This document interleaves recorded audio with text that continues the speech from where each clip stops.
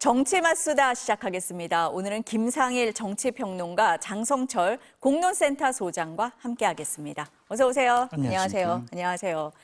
조희대 대법원장 대선 개입 의혹 청문회가 조금 전인 2시부터 시작이 됐습니다. 증인으로 채택된 조 대법원장을 비롯해 대법관 4명, 지기현 부장판사 모두 나오지 않았습니다. 여야 입장부터 듣고 시작하겠습니다. 우리 국민은 잘못하면 대통령도 쫓아냅니다. 이승만, 박근혜, 윤석열 전 대통령도 쫓아내고 탄핵했습니다. 전두환, 노태우, 이명박 전 대통령도 감옥에 보냈습니다. 누구든지 잘못하면 조사받고 처벌받아야 합니다. 그게 헌법 정신 아닙니까? 조희대 대법원장이 뭐라고 진실을 밝히기 위한 국회 청문회를 거부합니까? 사법부도 조희대 대법원장도 국민 아래, 하늘 아래에 있다는 것을 명심하시기 바랍니다. 국회 청문회에 출석하십시오. 오늘 이재명 정권과 더불어민주당이 강행하는 사법부 조리돌림 청문회는 대한민국 헌정사에 길이 남을 입법 폭거이자 민주주의 파괴의 흑역사로 기록될 것입니다. 애초에 근거조차 없는 의혹이었습니다. 정체불명의 AI 조작 음성인지 변조된 음성인지 유언비어 수준을 토대로 해서 사법부 수장을 국회로 끌어내리려는 시도 자체가 저열한 정치 공작입니다. 양당에서 모두 거친 표현이 나오고 있는데요. 증인 없는 청문회가 시작되고 있습니다. 먼저 어떻게 보세요, 평론가님? 일단은 조희대 대법원장의 대선 선거 개입 의혹을 좀 자초하고 사법부의 불신을 좀 초래했다는 측면에서는 저도 상당히 비판적인 의견을 가지고 있습니다. 그렇지만 그것은 정치적이고 정무적인 비판의 문제이지 그것을 잘잘못을 청문회에서 따져가지고 징계나 법적 책임으로 물을 수 있는 것인가는 또 다른 것이죠. 그 정도가 되려면 그거에 비례하는 입증 책임도 저는 수반돼야 된다고 보여집니다. 정청래 대표가 잘못하면 조사받고 처벌받아야 된다. 너무 당연한 얘기예요. 그러면은 잘못한 부분에 대해서는 어느 정도의 입증 책임이 국회에 있는 겁니다. 그러면 지금 조희대 대법원장이 혼자 결정한 게 아니잖아요. 전원 합의에 의해서 결정이 된 것입니다. 그 과정이 충분히 사법불신을 초래할 수는 있었으나 그 절차가 위법하다거나 징계 사유에 해당한다고 보기는 쉽지 않은 부분도 있습니다. 그렇기 때문에 좀 무리한 청문회를 진행하는 것이라는 부분에서 국민의 어떤 비판, 특히 중도층을 중심으로 좋게 보기는 좀 어려운 부분이 있다라고 보여지고요. 좀 과하다 이렇게 말씀드릴 수 있는데 그렇다고 해서 그럼 조희대 대법원장이 이런 상황 속에서 끝까지 본인의 정치적, 정무적 어떤 책임, 사법 불신을 초래한 부분에 대해서 계속 침묵하고 있는 게 옳으냐라는 부분은 또 다르게 판단해야 될 부분이라고 저는 보기 때문에 이게 좀 어느 정도 잠잠해진다면 입장 표명과 뭐 저는 개인적으로는 거치도 고민해 주셨으면 좋겠지만 입장 표명과 설명이 어느 정도는 필요하지 않을까 싶습니다. 사법불신을 초래한 면은 있지만 이 청문회를 통해서 위법성을 따질 거냐 이 부분은 좀 생각을 해봐야 된다. 그리고 조희대 대법원장의 입장 표명이 어떤 식으로든 있는 게 바람직하다라는 입장이시고 소장님 어떻습니까? 좀 부적절하고 무리한 청문회라고 생각을 하고요. 원안에 의한 보복 청문회가 아니냐 그런 생각이 듭니다. 민주당에서 본인들이 원하는 대법원의 선고가 나왔으면은 이런 청문회 하려고 했겠습니까? 그러니까 대선 전에 이재명 후보에 대한 2심 판결을 유죄 취지에 파기환송시킨 것이 이것은 대선 개입이야라고 얘기하는 거잖아요. 그러면은 그 선고를 하겠다라고 조희대 대법원장이 어나운싱을 했을 때 그거 대선 개입이야. 왜 대선 전에 그러한 판결을 내리려고 그래. 그건 절차적인 정당성 다시 따져봐야 되고 안 돼. 이렇게 공격했어야 되는데 당시에 몇 월 며칠 날 선고하겠습니다라고 했을 때 민주당은 거의 경사 분위기였어요. 잔치집 분위기였어요. 야, 대법원이 무죄 선고 내려주려고 하는구나. 이재명 대선 후보에 대해서 꽃길을 깔아주는구나. 우리가 완전히 이제 정권 잡았다, 대통령 됐다. 그런 분위기였단 말이에요. 한 명이라도 잘못됐어. 이거는 대선 개입이라고 주장한 사람이 사전에 선거 전에 그런 주장한 민주당 의원들이 있었습니까? 그러니까 이 민주당의 지금 주장이 자기네들한테 유리한 판결, 원하는 판결이 나오면은 대선 개입이 아닌 거고, 불리한 판결 났으니까 대선 개입이고, 이런 논리잖아요. 어떻게 이렇게 대법원장에 대해서 억지로 공격할 수가 있느냐, 좀 그런 생각이 듭니다. 그래서 저는 사법불신은 민주당이 스스로 초래한 것이고, 이재명 대통령과 이재명 대통령을 둘러싼 다른 공범들 있잖아요. 그분들의 대법 판결을 좀 막기 위해서 조이대 쫓아내기 위한 하나의 프레임이 아니냐, 좀 그런 생각이 듭니다. 상당히 억지스럽고 무리한 것이다. 이거는 분명히 국민들에게 저축될 것 같아요. 와, 이거 민주당 너무 무리한 주장하는 거 아니야? 사법부를 장악하려고 하는 거 아니야? 견제와 균형의 원리, 민주주의 원리를 잘 모르는 거 아니야? 그런 생각을 중도층과 국민들에게 주지 않을까, 그런 생각이 듭니다. 지난주 상황이 반복되는 것 같아서 네. 짧게 한번 반론을 말씀드리겠습니다. 자, 만약에 국민들이 민주당이 그렇게 했다, 그러면 대선 결과는 저는 뒤집어졌을 거라고 봐요. 분명하게 사법불신, 선거 개입이라는 부분에 대해서 일정 정도 중도층이 반응을 했다라고 저는 보고요. 그렇지 않으면 어떻게 명확하게 유죄 취지로 파기환송, 사실상 유죄 판정을 내린 겁니다. 근데 유죄 판정이 난 상황에서 그런 대통령을 뽑을 수 있겠습니까? 저는 그런 점만 봐도 이것은 이례적으로 절차를 빠르게 했던 방식이 사법불신을 초래한 것이다. 다시 한번 좀 말씀드리고요. 지금 민주당이 그것을 따지는 방식이 무리하다는 것에는 저는 동의합니다. 그렇지만 조이대 대법원장도 대선 결과라는 거를 다시 한번 복기해 보시고 입장을 어느 정도는 표명하고 정리할 필요가 있겠다, 이런 생각이 듭니다. 헌법과 법률에 대법원장의 임기와 여러 가지 권한과 권리는 다 명시되어 있습니다. 대선 결과가 중도에 바뀌었으니까 입장 표명을 해라라는 그런 규정이 없고요. 집권 여당에서 사퇴하라고 하면은 거취 표명을 하라는 그런 헌법과 법률의 규정도 없습니다. 지난번 대선 결과는요, 윤석열 전 대통령이 불법적인 비상계엄을 했기 때문에 국민의힘이 도저히 이길 수 없는 선거였어요. 김문수 후보나 당시 국민의힘 지도부가 윤어게인 막 그런 것을 외치고 윤석열, 김건희를 옹호하는 듯한 발언들을 많이 했기 때문에 대선 결과는 이거는 그것 때문에 졌다라고 봐야지 조이대 대법원장의 저러한 판단이 영향을 끼쳤다? 그렇게 보기는 어려울 것 같습니다. 조이대 대법원장의 이 대선 개입 의혹에 대해서는 여야가 계속 아무리 얘기를 해도 이거 합의할 수 없는 부분이거든요. 하나만 더 말씀드릴게요. 네, 보수적이고 네. 좀 민주당의 반대쪽의 입장에 있는 분들은 만약에 대선 전에 조이대 대법원장이 저런 판결을 내리지 않았으면은 그거는 부작위에 의한 소극적인 대선 개입이다라고 공격할 수밖에 없을 거예요. 분명히 유죄라고 생각이 드는데 왜 대통령으로 유력하게 당선될 것 같으니까 당신 민주당과 이재명 당시 후보 눈치 보면서 633 원칙 안 지켜가지고 대선 이후로 왜 선거를 미루려고 하느냐. 이거 대선 개입이다. 이렇게 역으로 이렇게 공격할 수 있는 거예요. 어떻게 해도 공격을 했을 거다? 그렇죠. 그러니까 이게 대선 개입이라는 문제는 네. 저는 진영 논리라고 생각이 들고 저는 무엇보다 헌법에 임기가 보장되어 있잖아요. 헌법과 법률을 위반했으면 탄핵을 하면 되는 겁니다. 그런데 그냥 사퇴하라고 그러고 어떻게 대법원장과 대법관들을 국회 청문회에 세울 생각을 해요. 여태까지 그런 적이 있어요? 왜 안 그랬겠냐고요. 독재 정권 시절에도 그런 적이 없었어요. 왜 안 그랬겠냐고요. 그러니까 그런 것들을 민주당이 잘 깨닫기 바랍니다. 저는 이제 제 주장만 할게요. 네. 일단은 입장 표명과 이런 것들을 요구하는 거는요. 위법하다, 불법이다 이래서 얘기하는 게 아닙니다. 사법의 권위가 많이 무너져 있고 이거를 회복할 책임이 대법원장이 법원의 최고 어른으로서 저는 책임 있는 행동이 필요하다는 차원에서 요청을 드리는 것이고요.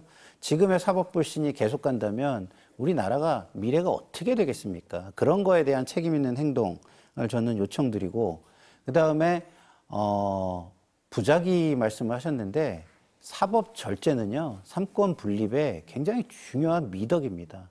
지금 우리가 입법부에 대해서 제가 비판하는 것은 입법 절제도 필요하기 때문에 행정부의 절제도 필요하고 이 삼권이 분립되어 있는 세 권력의 절제는 민주주의를 유지하는 데 너무나 필요한 미덕이기 때문에 말씀을 드린다라는 것을 강조합니다. 그러니까 저렇게 이제 사법 절제를 하게 되면은 국회의원이 있어요. 선거를 해야 돼요. 이제 총선이 열리게 되어 있어요. 한 달 전에, 2달 전에. 그러면 선거 안 해야 돼요. 범죄자들 같은 경우에. 그게 사법 절제라고 볼 수가 있을 걸까요? 그러니까 이게 그냥 그런 것들은 사법부에 맡겨둬야 될 것 같아요. 헌법과 법률과 양심에 의해서 재판하는 것, 헌법에 나와 있잖아요. 그런데 그걸 우리가 사법 절제라느니 아니면은 뭐 정치권 아니면 여론의 뭐 압력 판단 이런 거 다 고려해가면서 어떻게 판단을 합니까? 그냥 그렇게 하라고 그분들의 임기를 보장해 놓은 거예요. 그런데 그분들이 헌법과 법률을 위반하면 탄핵을 하면 되는 겁니다. 자꾸 헌법적으로 그 권위와 임기가 보장되어 있는 독립체계인 사법부를 흔드는 것 자체가 저는 잘못됐다고 생각하는 거예요. 자, 이게 시청자들을 위해서 다시 한번 말씀을 드리는데요. 이례적 절차가 있었기 때문에 사법절제를 이야기하는 겁니다. 그 절차를 국민들이 동의할 수 있게 논란이 되지 않게 진행했다면 무슨 얘기를 하겠습니까? 모두가 다 동의하는 이례적인 속도로 이례적으로 진행을 했기 때문에 문제가 되는 것이죠. 그러니까 이례적 속도에 대해서 왜 선고 날짜를 지정했을 때는 민주당이나 진보 진영의 어느 쪽에서도 왜 이례적인 속도로 하느냐라고 논란을 불러일으키지 않았어요. 문제제기 안 했다니까요. 그때 안 하고 왜 이제 와서 하느냐라는 게 지금 소장님 의견이시고. 이례적인 속도로 한 거 아니냐 이런 다시 식으로 한번 제가 했잖아요. 바로 잡는데요. 처음에는 이거에 대해서 문제의식을 많이 이야기를 했습니다. 근데 이례적으로 빠른 속도가 나오니까 그때 가서 이러면 이거는 무죄다라고 이구동성으로 생각이 있는 사람들은 다 얘기를 했기 때문에 그렇기 때문에 분위기가 변한 것이죠. 지금 이제 청문회가 진행되고 있거든요. 우리가 이 얘기 하기 시작하면 오늘 끝이 없이 갈 것 같고요. 청문회에서 어떤 얘기가 오가는지 보고 또 저희가 이후에 얘기를 하도록 하겠습니다. 오늘 증인 중에 한 명이었습니다. 지기현 부장판사인데요. 유흥주점 접대 의혹 관련해서 법원 감사위원회 입장이 나왔는데 수사기관의 조사 결과를 보고 판단해야 한다면서 결론을 보류했습니다. 현재 확인된 사실관계만으로는 징계 사유에 해당한다고 판단하기 어렵다. 공수처 조사 결과 비위 행위에 해당할 경우에 엄정하게 처리해야 한다라는 입장이 나왔습니다. 어떻게 보세요? 저는 이 감사도요. 이중감사와 중복감사는 하지 않게 돼 있습니다. 그래서 이제 시청자분들도 잘 경험이 있는 분들은 아시겠지만 권익위, 감사원 뭐 여러 군데로 만약에 민원 제기나 어떤 처분 제기를 하면은요. 한쪽으로 이게 이첩이 돼 가서 한 군데서 처리를 하게 되어 있습니다. 그런데 이 감사보다 높은 단계의 수사와 재판이 이루어지는 상황이라면 당연히 어느 정도의 설명을 하고 최종 결론을 좀 유보하는 게 사회적 혼란을 막을 수 있다라고 법원이 판단을 했을 거라고 저는 보기 때문에 이것이 부적절하다고 비판하기는 좀 무리가 있다라고 저는 생각합니다. 어떠세요? 그러니까 이 부분에 대해서 이제 문제가 되려면은 지기현 판사는 자기의 이해관계 당사자로부터 룸살롱에서 접대를 받고 부적절한 행위를 했다라는 것이 이제 입증이 되어야 될 거 아니에요. 근데 지기현 판사는 저 룸살롱 가긴 갔습니다. 지인이 와가지고 사진 찍고 저는 그냥 갔습니다. 이랬거든요. 그러면은 또 그게 아니잖아라고 다른 입증 자료를 제시해야 되는데 그걸 발견 못한 것 같아요. 그렇게 된다면 이걸 가지고 어떻게 처벌할 것이냐. 저도 지기현 판사가 뭐 시간이냐 일시냐 이렇게 하면서 윤석열 전 대통령 풀어준 거에 대해서 판사로서 자격이 있냐, 적절한 판단을 했느냐 그런 비판을 하고 싶은데 이러한 부정과 부패 비리 문제와 관련해서 민주당이 먼저 문제 제기를 했잖아요. 그러면 정확하게 어떤 입증 자료를 제시하든지 아니면은 다른 수사기관에서 조사를 해가지고 분명히 명백하게 법을 위반했어라고 하기 전까지는 지기현 판사 물러나라, 사법부가 빨리 다른 판단해라, 조치해라 그렇게 요구하는 것도 문제가 있지 않을까 그런 생각이 듭니다. 이 부분에 있어서는 두 분 의견 일치시네요. 네. 수사 결과를 일단 지켜보자라는 말씀이십니다. 저희가 사법개혁, 검찰개혁 얘기를 지금 많이 하게 되는데 검찰개혁 관련된 얘기 하나 해보겠습니다. 김건희 국정농단 특검에 파견된 검사 전원이 검찰로 복귀시켜달라고 요구했다. 이런 언론 보도가 나오고 있습니다. 오늘 민중기 특검을 만나서 의견서를 제출을 했다는 겁니다. 검찰개혁 법안에 대한 반대다 이렇게 보입니다. 검사에게 수사를 하지 말라고 하는 법안이 검찰개혁 법안인데 특검에서는 수사와 기소 업무를 동시에 하고 있지 않냐. 모순적 상황이 혼란스럽다 이렇게 얘기를 하면서 민중기 특검이 그동안 검사들 일하는 거 많이 봤으니까 수사 기소가 일체화되는 부분도 필요하다는 입장을 공개적으로 언급해달라 이렇게 요구했다는 겁니다. 그랬더니 민특검이 검토한 후에 답을 주겠다라는 취지로 답을 했다. 이렇게 알려져 있습니다. 이 일련의 상황 어떻게 보세요? 사회정의를 구현하고자 자기 주장을 할 때는요. 자기 책임을 다하거나 나아가서는 자기 희생적인 모습을 보일 때 그 울림이 큰 것입니다. 자신들의 불이익이 생긴다는 것을 막기 위해서 주장을 하는 것처럼 보이면 그 사안이 굉장히 개인적인 사안으로 내지는 조직의 어떤 불화, 조직 간의 불화 뭐 이런 사안으로 축소되기 마련입니다. 지금 검사들의 이런 행동은요. 좀 상당히 무책임하게 국민들에게 느껴질 것입니다. 주장은 그 다음에 보이겠죠. 왜냐하면 사회정의의 구현이라는 거대한 대의가 있는데 그거보다는 자신들의 이해관계를 먼저 생각한다는 모습으로 비춰질 가능성이 저는 굉장히 높다고 보고요. 저 또한 그렇게 보여지기 때문에 지금 검사들의 이런 집단 행동이 좋게 보이지 않는다는 말씀을 드립니다. 자기 할 일을 다 하고 어느 정도는 희생적인 모습을 보일 때 그 희생이 사회정의의 울림이 훨씬 크다라는 말씀을 강조합니다.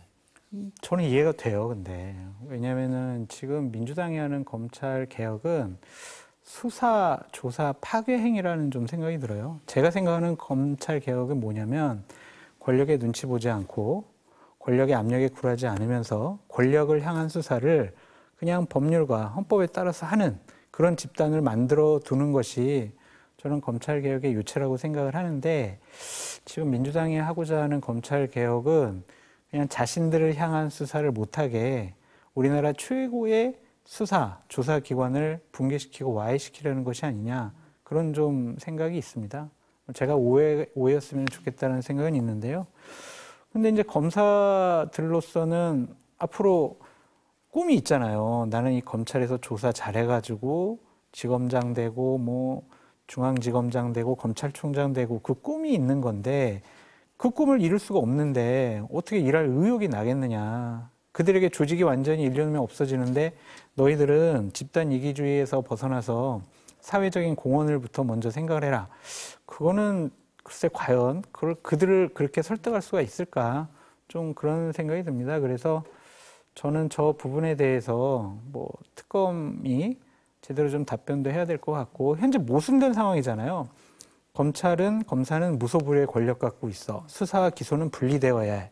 그런데 특검은 너희들은 수사, 기소 다 해. 이건 과연 뭔가 그런 생각이 좀 드는 거예요.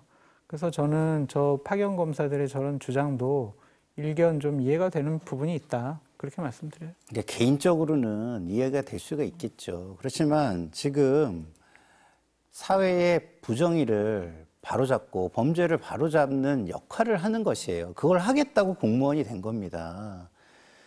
개인 사업을 하는 게 아니잖아요. 국민을 위해서 일하는 겁니다. 그런데 자기 주장을 위해서 국민과 역사에 대한 소명의식을 저버리면서 자기 주장을 하겠다? 이게 어떻게 국민들에게 울림이 있을지 전 한번 되돌아보시기를 부탁드립니다. 근데 검찰과 검사를 없애게 되면은 국민들에게 피해가 간다라고 통계학적으로 나와 있잖아요. 여러 가지 부정부패 민생사범과 관련해서 지금 수사 기간이 너무나 늘어지고 최근에는 수사할 인력도 없고 수사할 수가 없어가지고 이거는 수사 포기하는 그러한 건수들이 상당히 많이 늘어나고 있다는 통계까지 나오고 있는 상황이거든요. 그래서 현재 검찰 개혁이 과연 올바른 방향인가 그런 좀 생각이 들고요. 만약 저렇게 검찰이 무소불위의 권력을 갖고 있다. 왜? 조사와 수사와 기소 이걸 같이 갖고 있으니까. 그러니까 견제와 균형 차원에서 이걸 분리해야 돼. 과연 이게 효율적일까 그런 생각이 좀 들고요. 만약 저런 논리라면 판사들은 정말 막강한 권력을 갖고 있다. 임기가 보장되어 있지만 헌법과 법률과 양심에 따라서 판결 내리게 되면 한 사람의 생명도 앗아갈 수 있다. 그러니까 재판하는 판사랑 선고하는 판사를 따로 두어야 한다. 이렇게 주장하면 이것도 말이 될까요? 그래서 이런 것들은 좀 더 앞으로 1년 동안 유예기간이 있으니까 검찰개혁 방안에 대해서 조금 잘못된 방향 아니면 부작용이 좀 많아질 것 같다. 그런 부분들은 좀 고쳤으면 좋겠어요. 지금 하시는 말씀은 약간 주제가 좀 옮겨간 건데요. 일단은 효율적인 제도, 완성적인 개혁이라는 측면에서는 지금 하신 말씀에 저는 100% 공감을 합니다. 개혁이라는 말로 국민에게 서비스가 저하된다면 그것이 좋은 개혁인지는 되돌아봐야 할 필요가 있다라는 생각을 하고요. 검사가 제도의 한 부분인데 그 권한이 딴 데로 갔다고 해가지고 이런 행동을 하는 것은 잘못됐다는 것을 말씀을 드리지만 그럼에도 불구하고 이 권한이 딴 데로 갔을 때 이 사법 행정 내지는 수사 행정 서비스가 더 좋아질 것이냐의 문제는 지금 나타나는 바만 따진다면 사실상 상당히 비효율성과 불편을 초래하고 있는 것은 사실입니다. 저도 일선 경찰서장들한테 이야기를 듣고 있는데요. 실제로 이제 자기들이 책임을 져야 되는 상황이잖아요. 그래서 수사 단계마다 그것을 검증하는 수사 자료들을 하나씩을 더 붙여야 된답니다. 그럼 이걸 붙이기 위해서 기간이 늘어나는 것들이 굉장히 많기 때문에 지금 상당히 말씀하신 대로 부작용이 크다라는 게 일선 경찰서장들의 이야기는 저도 많이 듣고 있는 상황이기 때문에 저는 민주당이 개혁 방향이 맞다고 무조건 속도를 내서 갈 수는 없다라는 말씀을 저도 드리고 싶은 게 강원도에서 서울 오는 길이 굽어 있다면 악셀만 밟아서 올 수가 없거든요. 이 굽어 있는 길을 악셀만 밟아서 오면은 낭떠러지로 떨어지는 겁니다. 기어도 조작을 하고 브레이크도 밟아가면서 길을 따라 갈 수밖에 없다라는 말씀을 드리고 싶습니다. 두 분이 말씀하신 그런 부분 때문에 정부에서도 범정부 TF를 구성을 해서 1년의 유예기간 동안에 후속 조치를 마련하겠다라고 그렇죠. 했으니까 맞습니다. 그 부분은 지켜보도록 하고 그거와 별개로 지금 평론가님 말씀하신 것처럼 검사들이 주장을 하는 부분 이해는 되는데 이 방식에 맞느냐 지금 특검 수사를 하고 있는데 그 표출하는 방식에 맞느냐 그 부분은 지적을 하시는 것 같습니다. 네. 다른 얘기로 좀 넘어가 보겠습니다. 한덕수 전 총리 첫 재판 오늘 오전에 열렸습니다. 재판부가 언론사 촬영과 중계를 허용을 했습니다. 아마 보셨을 것 같은데 법정에 들어와서 피고인석에 앉는 모습도 공개가 됐습니다. 윤 전 대통령에 이어서 한 전 총리까지 법원이 국가기밀이 아니면 지금 공개를 하고 있는 분위기거든요. 어떻습니까? 법원의 어떤 일련의 과정과 결론이 투명하게 공개되는 것에 저는 찬성을 합니다. 심지어 국가 비밀도요, 비밀 기한을 지정해서 5년, 10년, 30년 후에는 그것을 해제해가지고 공개하게 되어 있는 거 아니겠습니까? 그렇기 때문에 법원도 그 원칙에 따라서 기본적으로는 공개로 하고 사회적인 파장이 너무 크다라고 한다면 그거를 녹화한 다음에 5년 후에 내지는 10년 후에 공개한다든가 이러한 방식을 보완적인 방식을 취할 수 있기 때문에 이것을 공개하는 것은 국민의 알 권리 차원이나 법원의 투명성을 높인다는 차원에서 저는 환영할 일이다 이렇게 말씀을 드리고 싶습니다. 어떻게 동의하고요. 예. 잘하셨다라는 생각이 들고 저 불법적인 비상계엄과 관련된 여러 재판들은 역사에 기록을 남겨놓는다라는 차원에서 좀 중계를 허용했으면 좋겠다 그런 생각이 들고 오늘 한덕수 전 국무총리 이제 법정에 출두할 때 제가 유의 깊게 본 장면이 있어요. 가방을 들고 가시더라고요. 그 가방 두께도 좀 얇지 않고 뭔가 자료가 많이 들어가 있는 듯한 그런 두께였어요.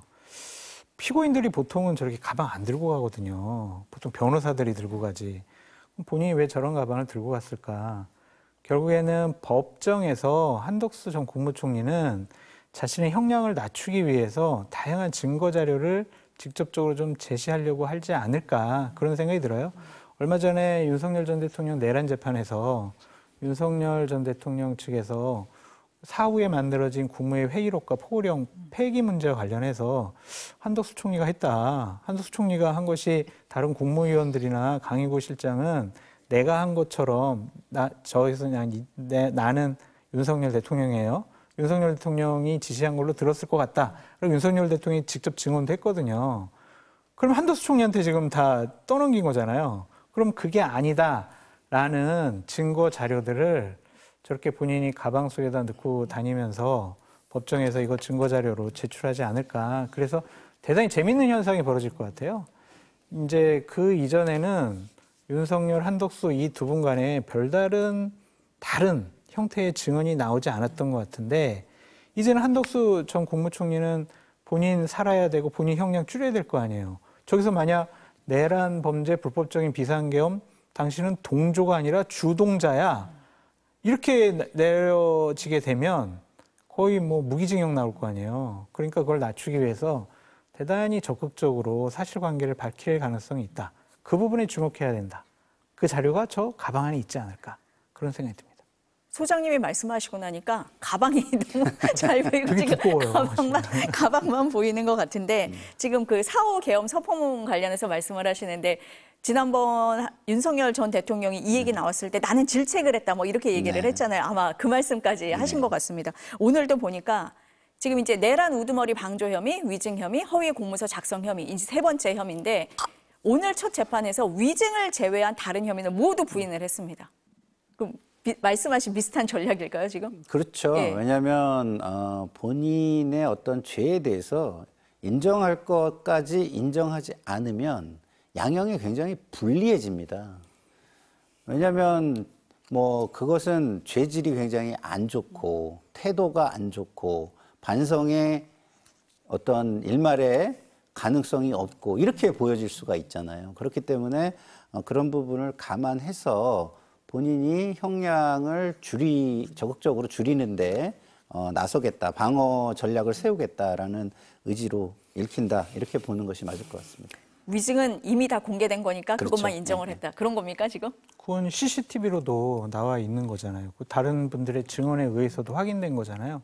그러니까 그거는 부인할 수가 없었을 것 같고 저거는 혐의를 인정한다고 하더라도 현행 증언감정법에 의하면은 별다른 고발을 또 다시 당할 이유는 없으니까 적극적으로 뭐 거부를 하지 않은 것 같은데 저거는 그냥 좀 작은 부분이죠. 그러니까 윤석열 전 대통령과 불법적인 비상계엄을 선포하는 데 있어서 사전에 어떠한 논의를 했고 그 사후에는 2차 불법적인 비상계엄을 선포하려고 했다라는 여러 가지 의혹 보도도 있잖아요. 그런 것에 국정이인자인 한덕수 국무총리가 어떠한 역할을 했는지 그런 부분들이 제대로 밝혀져야 될 겁니다. 근데 이제 제가 얘기를 하다 보니까 마치 저 전략이 먹힐 것처럼 시청자분들이 오해하실 것 같아서 좀 다시 좀 말씀을 드리면 저 전략이 저는 별로 안 먹힐 것 같아요. 왜냐하면 CCTV에 나와 있는 내용을 저도 좀 취재를 한 게 있는데요. 그 내용이 상당히 좀 한덕수 전 총리에게 저는 불리한 것으로 지금 전해 듣고 있거든요. 그렇기 때문에 저렇게 더더욱이 열심히 하실 수밖에 없는 상황인 것 같은데 상황은 저는 별로 좋지 않고 쉽지 않을 것이다라는 게 제 개인적인 의견이라는 걸 덧붙입니다. 위증 혐의 정도 인정한다고 해서 뭐 형량이 감해지거나 할 그런 상황은 아니다. 다른 증거가 더 많다. 이런 말씀이시고 소장님 말씀하실 때 이 위증 혐의 인정한 거 현행 국회 증언감정법으로는 처벌이 안 되지 않냐라는 말씀을 하셨습니다. 그래서 국회에서 개정안을 냈죠. 민주당에서 개정안을 냈는데 소급 적용을 하는 게 위헌이다. 국민의힘에서 이렇게 얘기를 해서 소급 적용은 안 되게는 됐어요. 이 필요한 법안입니까? 저는 그 좀 오해가 좀 있는 것 같아요. 그러니까 민주당도 조금 이렇게 너무 급하게 뭘 하면서 자꾸 실수를 하는데 그런 실수를 좀 안 했으면 좋겠는 게 자, 이게 특검 수사에서 이미 이런 부분을 이야기하고 증거로 갖다 쓰기 때문에 거기에서 전부 다 위증죄로 처벌이 될 겁니다. 단, 요번에 소급 적용이 안 되는 거는 무엇이냐? 이런 거 아니겠습니까?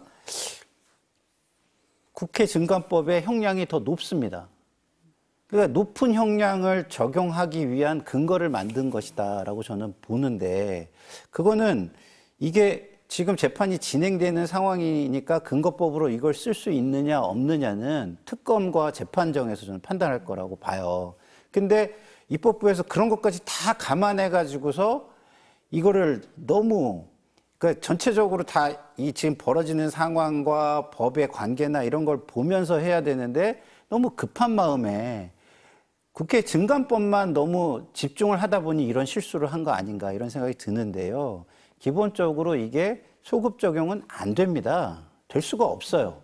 소급 적용이 되려면 그 안에서 그러니까 전두환 특별법 같은 경우가 이제 소급 적용이 됐다 우리가 이렇게 알고 있지만 그때도 공소시효 해석 문제를 달리 해가지고 적용한 겁니다. 그리고 그 근거를 담은 것이고요. 그렇기 때문에 지금 이게 무슨 뭐 위증에 대한 소급 적용 논란이다 이렇게 얘기하는 거는 저는 조금 전체적인 내용을 좀 모르고 시청자들이 오해할 수 있는 부분이 되지 않을까 저는 이렇게 좀 개인적으로 생각하고 있고요. 그러나 이것이 특검이 지금 하는 데 있어서 양형 기준으로 적용할 수 있는지는 저는 이제 법 전문가가 아니라서 조금 더 취재가 필요할 것 같습니다. 법 내용에 있어서는 뭐 저희가 다 전문가가 아니니까 뭐 좀 뭐 특검이나 뭐 법원에서 적용을 할 때 그거는 판단을 할 것 같은데 지금 평론가님 말씀하실 때 조금 서둘러서 개정안을 낸 거 아닌가라는 말씀이 나오는 이유 중에 하나가 이 국회 증언감정법이 통과되는 과정에서 민주당이 법안을 2번 수정을 했습니다. 그러니까 고발 주체를 누구로 할 거냐인데 국회의장에서 법사위원장으로 바꾸는 수정안을 냈다가 이걸 다시 국회의장으로 되돌리는 재수정안을 낸 거거든요. 우원식 의장이 제동을 걸어서 그렇게 됐습니다. 민주당 설명은 의전 서열 2위인 국회의장이 고발 주체가 되는 게 격에 맞지 않아서 배려를 했다라고 설명을 했습니다. 어떻습니까? 좀 말이 안 되는 설명인 것 같고요. 실수를 좀 인정하는 게 이게 큰 실수도 아닌데 저는 좋을 것 같다 이런 생각이 드는 게 이게 뭐냐면 그 국회의 고발은요. 상임위에서 의결로 결정하게 돼 있습니다. 그러니까 회의에서. 그러니까 회의는 상임위도 있고 본회의도 있는 것입니다. 그러니까 국회의장도 고발할 수 있고 상임위원장도 고발할 수 있어요. 근데 지금 이거는 기한이 끝난 특위의 경우인 겁니다. 그렇죠. 청문 특위라든가 이런 것들이죠. 근데 특위도 별도의 상임인데 같은 상임위의 위원장이 이 특위 위원장보다 위에 있는 게 아닌 이상 고발 주체가 될 수 없는 게 당연한 거 아니겠습니까? 그렇기 때문에 그것을 우원식 의장이 바로잡은 것입니다. 그거는 체계의 문제인 것이고 이 체계의 문제에 있어서 민주당이 실수를 한 것이죠. 그것도 제가 볼 때는 좀 약간 과한 의혹이 작용해서 그런 것이 아닌가 싶은데 그렇기 때문에 너무 서둘지 않았으면 좋겠다라는 말씀을 드리는 것입니다. 국민의힘에서 조금 다르게 보는 것 같던데요. 뭐, 예.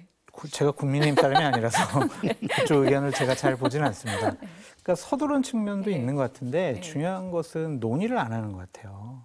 그러니까 저런 법안을 만들 때는 저희가 다 입법조사처에 문의도 해보고 법안이 1차 나오게 되면은 전문위원 검토 보고도 하고 전문가 공청회도 하고 세미나도 하고 뭐 이런 다양한 숙성 과정을 거치는데 그냥 누군가가 얘기하면은 그래? 그럼 그 조항 그렇게 하자.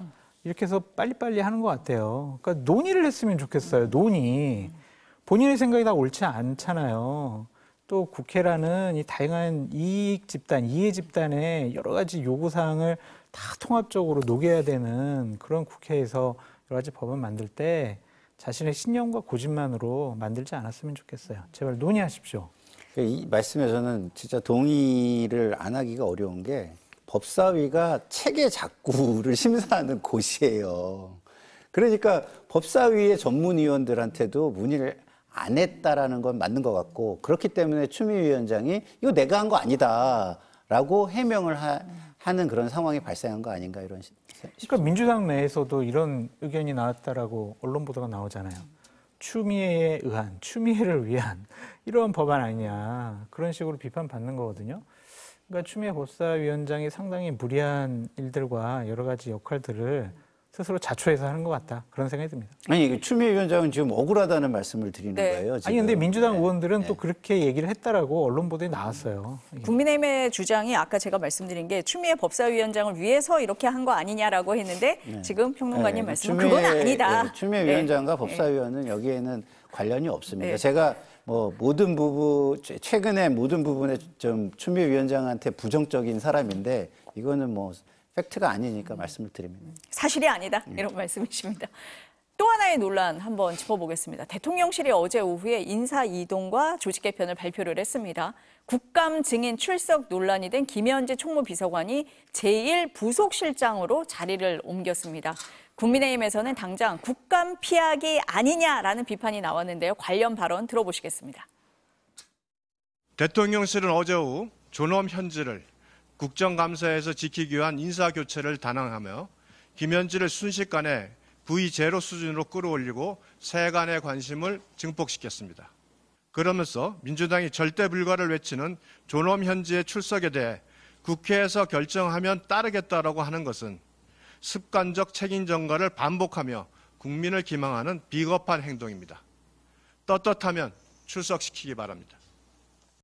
이런 부분 관련돼서 너무 과도한 좀 해석이나 이런 걸 안 했으면 좋겠고 뭘 피하기 위해서 그런 것은 전혀 아니고요. 자연스러운 좀 보직 이동 과정 중에 있고 제자리를 찾아가는 과정이 있다라고 생각합니다. 자연스러운 전체적인 보직 이동 과정에 있다라고 하면 그렇게 큰 일은 아니라고 생각이 들거든요. 그리고 대통령실이 이 국정감사 때문에 뭔가 보직을 이동을 할 만큼 그렇게 한가한 조직이 아닙니다. 김현지 제1부속실장은 보직과 상관없이 국회에서 결정하면 따르겠다라는 입장을 밝힌 걸로 전해졌는데 부속실장이 국감 증인으로 나온 적은 제 기억엔 없는 것 같고요. 민주당도 부르지 않을 거다 이렇게 알려졌습니다. 어떻게 봐야 됩니까? 이 사안은? 저는 뭐 리스크 매니지먼트라고 보고요. 결과적으로는 리스크 매니지먼트를 잘했다 쪽으로 지금 흘러가고 있다고 보는 게요. 자, 국감은요. 이게 제도를 감사하는 겁니다. 다시 말해서 행정부라는 제도가 있는데 그 행정부가 행정과 절차, 그러니까 정책 집행을 한 것이 잘 됐는지 못 됐는지 개선할 점이 있는지 그래서 개선할 점이 있다면 제도 개선과 입법을 통해 가지고 개선하는 거거든요. 그러면 김현지를 감사하겠다는 겁니까? 총무비서관이라는 제도의 직위와 직무와 관련해서 감사를 하겠다는 겁니까? 명확히 해야죠. 근데 김현지를 감사하겠다는 거라면 김현지 자연인 내지는 김현지 개인의 잘못된 것을 입증 책임을 다하면서 그거에 비례해가지고 감사를 해야 돼요. 다시 말해서 김현지 부속실장이 뭘 잘못했는지를 따로 떼어서 그것에 대한 입증을 통해 가지고 청문회를 따로 하나 여세요. 그렇게 만약에 주장을 하고 싶으면 저는 그런 말씀을 드립니다. 지금 총무비서관으로서 잘못된 행위를 한 게 있다면 그것은 뒤에 총무비서관이 와도 그 사람이 책임지고 그 사람에게 얘기하는 게 우리의 국가 시스템이자 제도인 것입니다. 그래서 김현지가 잘못한 게 있다면 일반 증인으로 청문회를 조직해가지고 따로 입증을 해서 불러라. 왜 조희대 대법원장에 대해서는 그런 논리를 쓰면서 여기에는 같은 어떤 논리인데 다른 잣대를 들이대냐 이런 말씀을 드리고 싶습니다.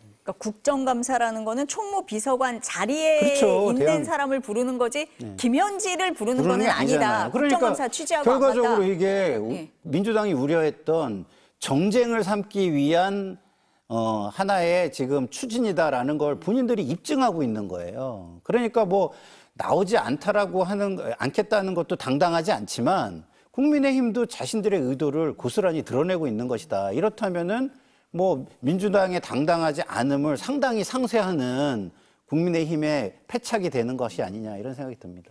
어떻게 보세요? 국정감사가 제도적인 감사도 하고 그 제도 안에서 역할을 하고 있는 인사에 대한 감사도 하는 것이지. 그럼 조희대 대법원장도 나와야죠. 조희대 대법원장 헌법과 법률에 의해서 독립적으로 있는 분인데 그분이 국회에 나왔다라는 전직 대법관이나 대법원장이 국회에 나와서 증언을 했다라는 전례가 없잖아요. 왜 안 했겠냐고요. 근데 총무비서관은 항상 나왔어요. 당연직 증인 지금은 채택이에요. 총무비서관이 아닙니다. 그러니까 이걸 부속실장으로 옮긴 것이 김현지 전 비서관을 국회 증언대에 세우지 않기 위해서 국감장에 세우지 않기 위해서 한 것이 아니냐. 왜 그랬겠냐. 뭔가 감추고 싶어 하는 것이 있지 않았느냐. 그렇게 볼 수밖에 없는 거고요. 유상범 의원이 이런 주장 안 하고 다른 사람이 했으면 제가 참 동의하겠는데 유상범 의원은 존엄 건의를 그렇게 옹호하던 분이잖아요. 그런 분이 이렇게 김현지 씨를 민주당이 옹호한다고 욕할 자격이 있을까? 먼저 그렇게 좀 생각을 해보고 박상혁 의원이 국정감사 때문에 보직 이동할 만큼 한가한 조직은 대통령실 아니다 그러는데 지금 한가해 보여요.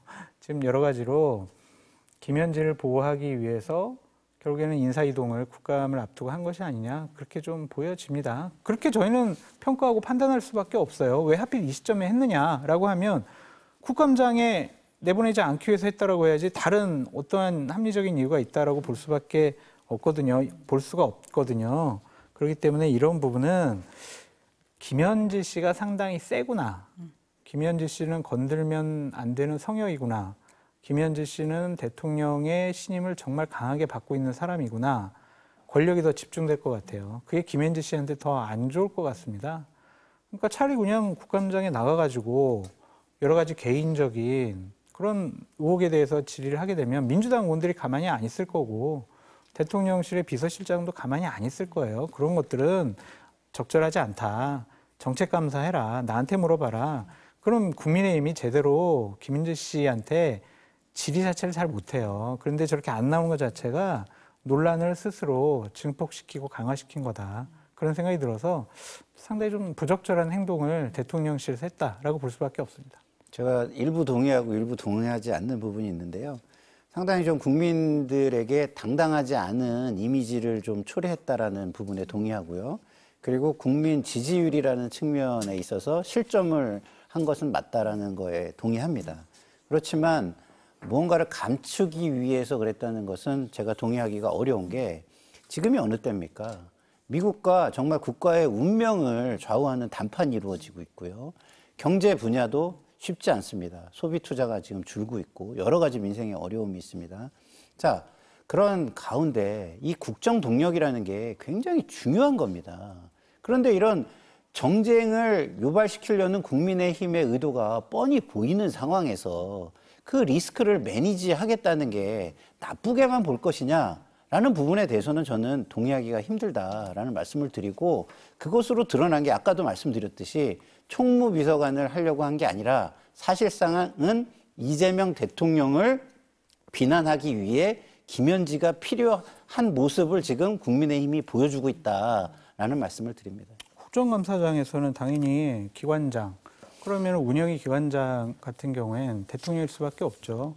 대통령을 비판하고 비난하기 위해서 국감장을 활용하고 이용하는 것은 야당으로서의 당연한 역할이 아니냐라는 좀 생각이 들고 국정동력을 뒷받침해야 되고 정쟁 유발 의도 있는 그런 국민의힘에 대해서 비판을 하셨는데 그런 정쟁을 스스로 일으킨 게 좀 민주당이라고 생각이 들어요. 지난 26일 날 대통령께서 유엔에서 외교 활동을 하고 계시는데 민주당 정청래 대표가 정세현 전 통일부 장관을 모셔다가 세미나를 합니다. 당대표 주제로. 그러면서 대통령 주변에 동맹파 많아요. 참모들 경질해야 돼요. 대통령 유엔 연설 잘못됐어요. 비핵화라는 단어가 왜 들어가요? 이거는 다 잘못됐어요. 참모들이 잘못하는 거예요. 대통령 생각 바꾸세요.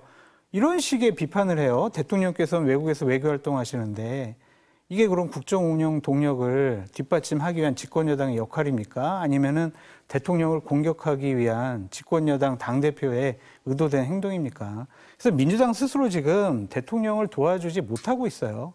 미국과談判중요한데 외국에서 국위 활동하고 있는 대통령을 집권여당 당대표가 저격하는 세미나를 여는 것이 이게 잘 된 겁니까? 그러니까 그렇게 좀 크게 봐야지 국정감사는요, 야당이 행정부 공격하라고 비판하라고 열어놓은 장이에요.